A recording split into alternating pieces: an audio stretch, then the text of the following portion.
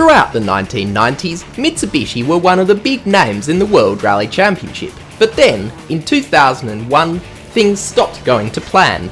The new car they introduced in 2001 was an absolute disaster. In fact, it was so bad that at the end of 2002, they decided to withdraw from rallying full-time altogether, leaving the sport without one of its big name manufacturers. The big rivalry of the 90s, red versus blue, Mitsubishi versus Subaru, was no more.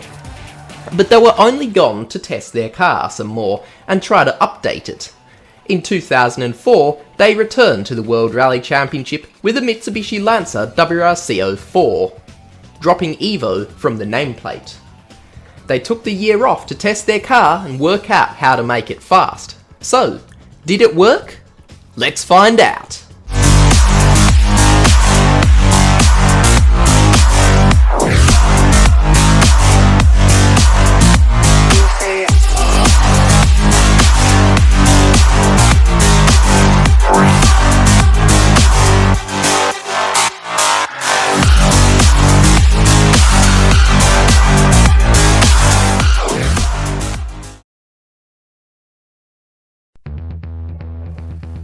January on the French Riviera means only one thing: the Rally Monte Carlo, round one of the 2004 World Rally Championship. 2004 also sees the return of Mitsubishi to the WRC after a year's absence. The product of that year is the Lancer WRC5.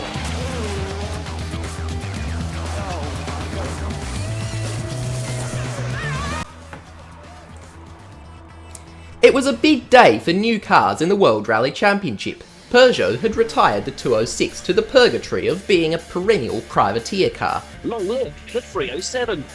With no silverware in 2003, the new car was expected to deliver, bringing the 307 World Rally car as their new competitor.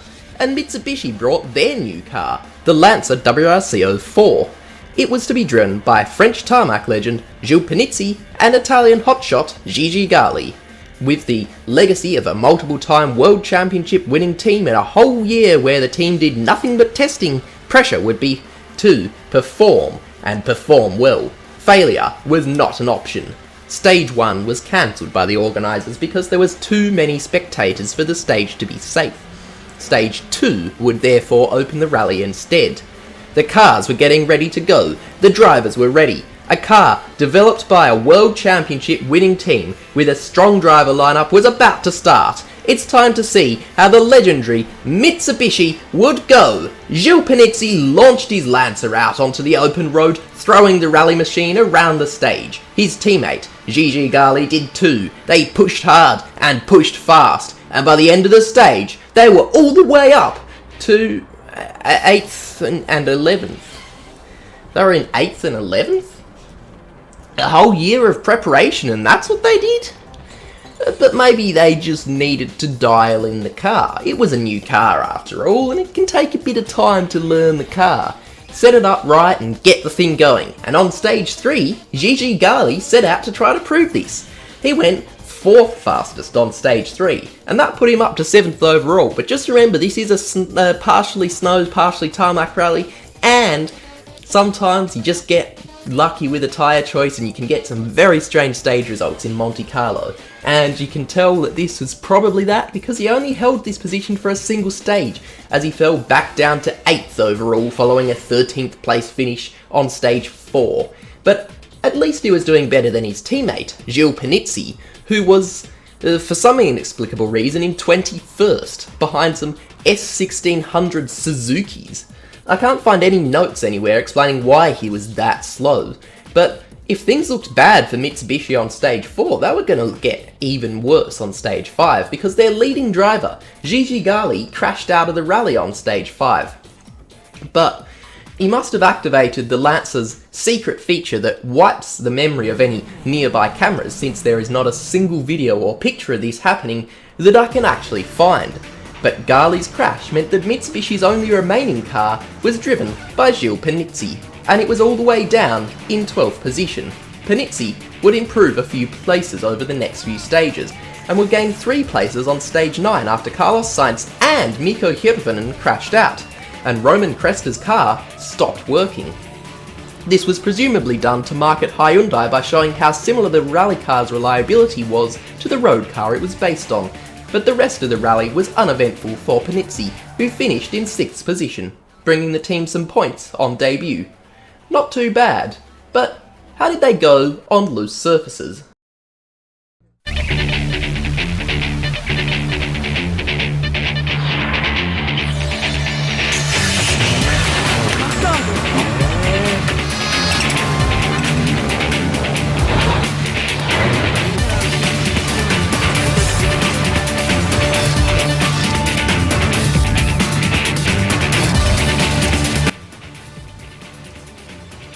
The Rally of Sweden is a rally that's held in Sweden. This is fascinating, but what about the cars? Well, apparently it's got those too. Specifically, the Mitsubishis we're talking about. Gilles Panizzi would drive one, but Gigi Gali would not drive the other. Instead, Christian Solberg, who is not related to Petter and Henning Solberg, in fact he isn't even Norwegian, and his name's spelt differently, would drive the other car. On stage 1, Gilles Panizzi stunned the world with his amazing pace, except for the fact that he didn't because he went 17th fastest, behind Matthias Ekström, who was driving a Lancer Evo Group N production car, and he's a driver who was actually a circuit racer with less than 20 rallies driven in his entire career in any championship.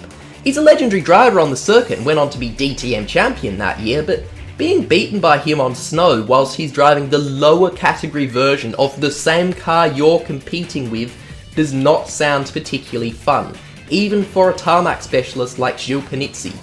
And Christian Solberg was a spot below Panizzi. The Mitsubishis continued to struggle to keep up with production cars for the next few stages, being well outside the top 10. But this struggle wouldn't last forever, because things were about to turn around for Mitsubishi, because on stage 4, Gilles Panizzi's gearbox failed, and then on stage 6 Christian Solberg's transmission failed, proving that if things are bad, don't worry, they can always get worse. On the mixed snow and tarmac Monte Carlo rally, things were looking bad, but on the full snow rally in Sweden, it was a complete disaster. The car was absurdly slow, and it was unreliable too. There was literally nothing good about the Mitsubishi Lancer WRC5. Over the next rounds, things wouldn't improve either. In Mexico, Panizzi would be 8th, with Gali retiring. Then they recorded a double retirement in New Zealand and Cyprus. The car was just utterly crap.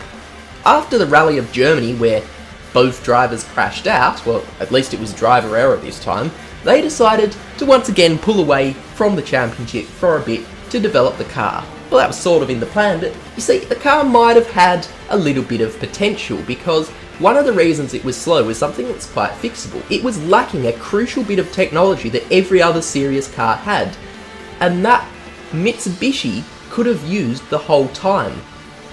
It didn't have an active transmission system. All the top teams had computerized systems that would change the car's diff settings and based on various parameters thousands of times per second to ensure that the car always has optimal grip in all conditions. And just look at the difference between a Mitsubishi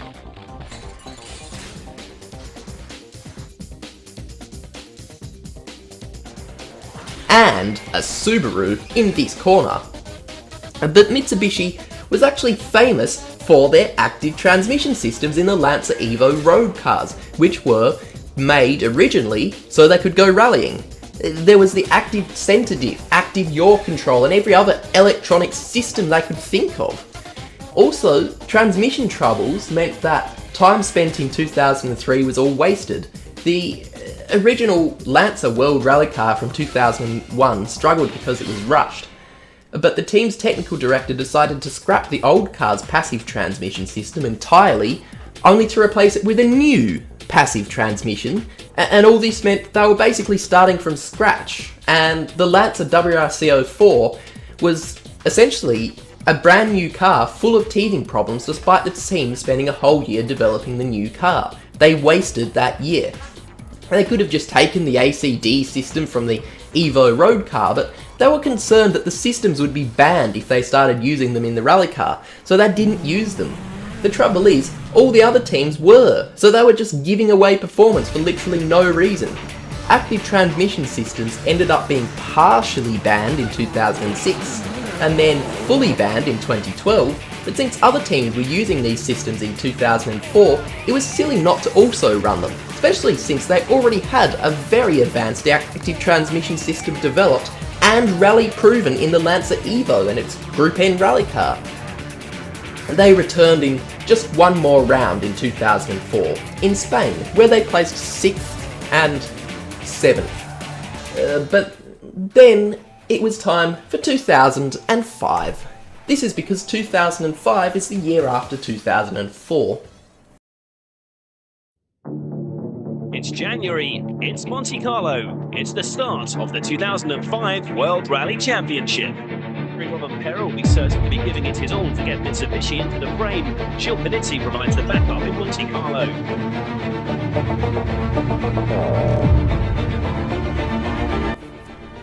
Mitsubishi was back for 2005 with the Lancer World Rally car, called the Lancer WRC5. Very creative for the new season. The car was updated, modernised, and featured an active transmission system like every other rally car had been using already for the majority of the decade. The driver lineup featured Gilles Panizzi and Robin Perra, but not Calais, his dad instead. Gilles Panizzi would drive only part-time, with Gigi Galli driving the rounds that Panizzi would not drive. Galli would drive by far the majority of rallies in the second of the two Mitsubishis, whilst Robin Perra would be Mitsubishi's full-time driver, marking the first time the Finn had driven a Mitsubishi in the World Rally Championship since he drove a Galant in VR4 in 1994. Overall, the team had a pretty good driver lineup for 2005. On the first stage though, they seemed to have made literally no progress. Gilles Panizzi was 10th fastest, and Robin Perra was even worse. He was only 12th fastest behind Luca Rossetti in a privately entered Peugeot. I don't even know who that guy is. He didn't even have any TV cameras in the car. Certainly not a great first stage for Mitsubishi. The following stage though, things would improve a bit for Gilles Panizzi, setting the 7th fastest time. But Robin Perra was really struggling. 13th place for Robin Perra was on the leaderboard for stage 2. But Panizzi still had some improvements to make. He was getting a bit quicker again, and on the following stage, Panizzi went 4th fastest, and that's an actually competitive time. Now, Monte Carlo does have a habit of producing strange stage times, but this put him up to 7th place overall, and he'd repeat his 4th fastest time on the 5th stage.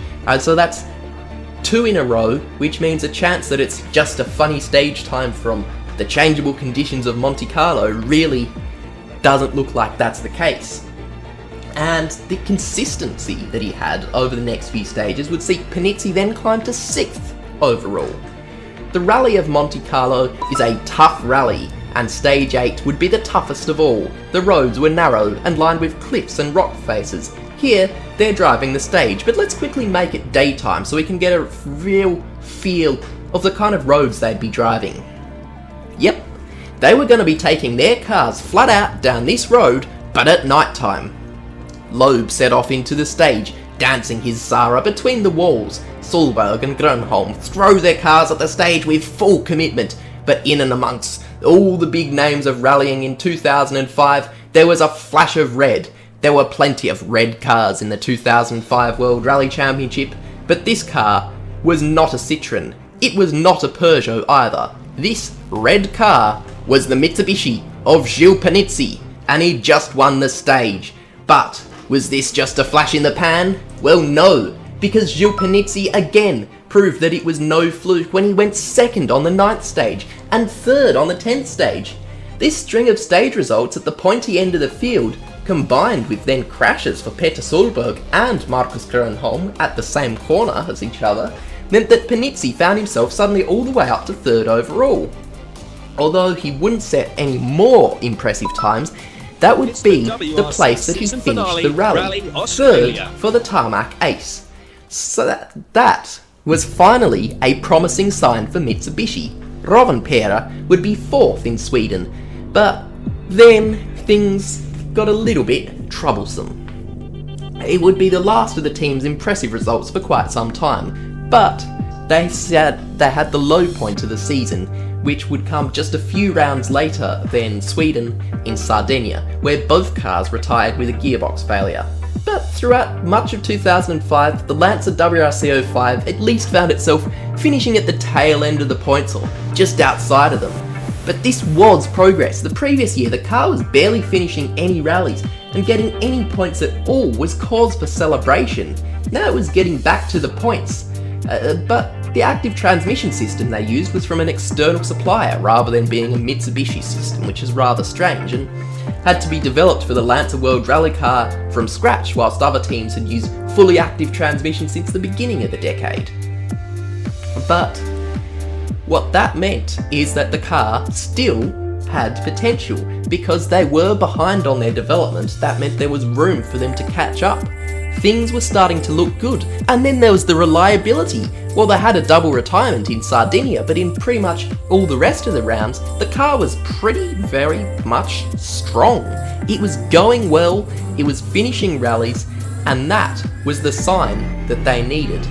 But by the end of the season, in November, there was the final rally in Australia, and this one was set to be a real classic.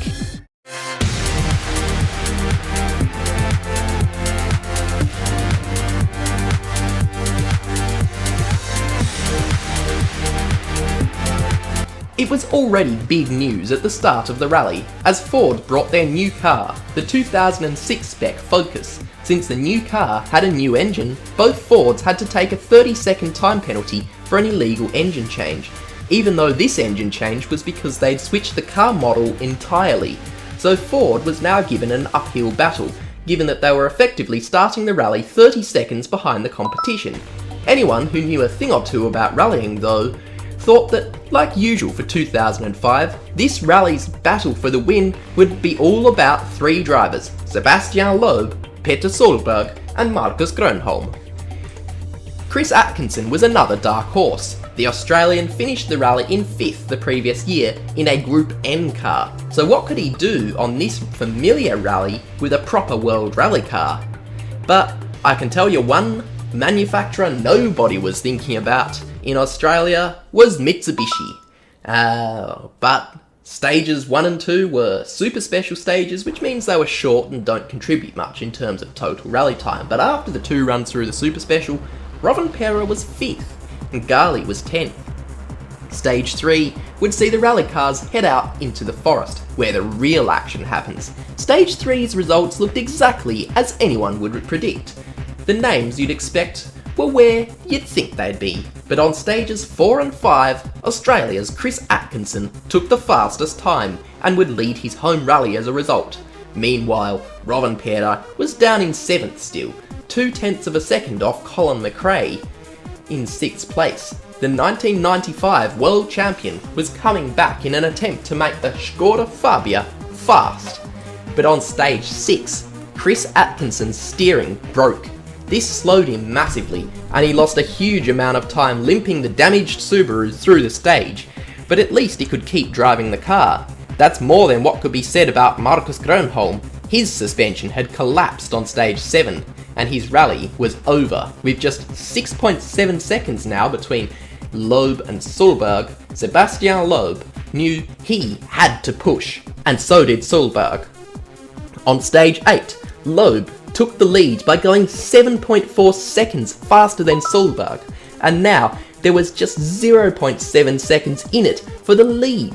Loeb knew he had to push hard on stage 9, and he did exactly that. Just look at how late he's going to brake into this corner coming up. Well, I guess that is too late, and now his rally is over. His first crash since 2003. In the nighttime super special stage, Rovanperä miraculously won the stage. But being a super special, this doesn't influence his rally position very much because it's a very short stage.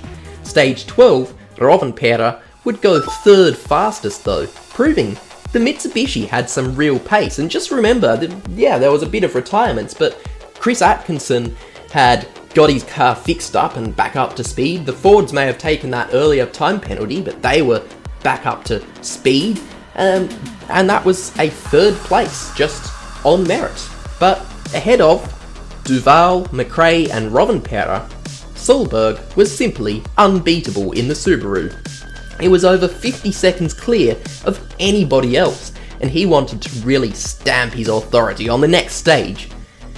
But rallying in Australia has unique hazards, and the local wildlife evidently disagreed with Solberg's plans for the day on stage 13. His radiator was destroyed, his engine overheated, and his rally was over. Solberg was distraught. But whilst it was despair for Subaru, it was elation for Mitsubishi on stage 13. Rovanperä yet again set a faster stage time.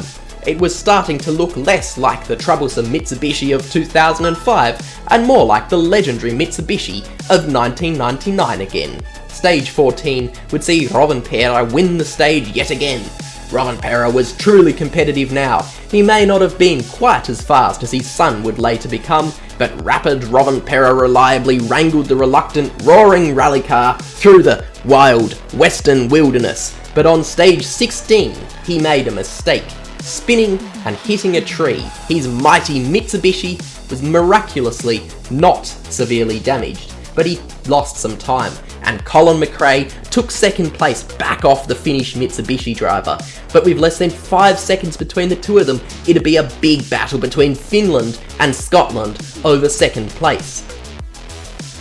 After a few runs through the Super Special at the end of the day, the gap still stood at nearly 5 seconds though, and there was just the final day left to go. Rovanperä sat, waiting at the line for stage 22. It was the final day of the rally, and the lights went out. The Lancer fired out onto the stage. Rovanperä knew exactly how hard he needed to push, and the Lancer was responding well. It was all hooked up, dancing on the limit of performance. McRae's Skoda, on the other hand, was struggling. He was sliding around a bit. It was now to be an epic fight all the way to the finish line.